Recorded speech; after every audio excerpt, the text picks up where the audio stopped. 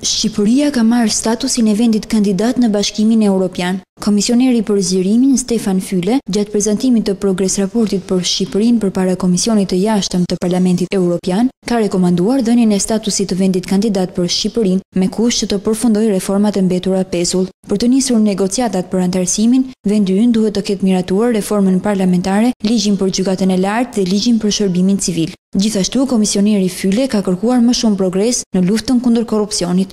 Shqipëria ka bërë progres të konsiderueshëm konkretisht lidhur me marrëveshjen e forcave politike për procesin e integrimit evropian, si dhe një numër të konsiderueshëm fushash lidhur me prioritetet kyçe të opinionit të Komisionit Evropian për Shqipërinë. Duke u bazuar në këtë progres, Komisioni rekomandon Këshillit të Ministrave të Bashkimit Evropian se duhet t'i japë Shqipërisë statusin e kandidatit, duke pritur që ligjet e reformës administrative, gjyqësore dhe asaj parlamentare të plotësohen.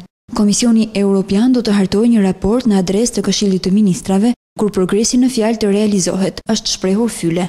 Ndërkohë, nisja e negociatave për antarësimin e Shqipërisë në Bashkimin Evropian do të ndikohet nga zgjedhjet parlamentare të vitit të ardhshëm. Mbajtja e zgjedhjeve sipas standardeve ndërkombëtare do të luajë një rol thelbësor për të ardhmen evropiane të Shqipërisë.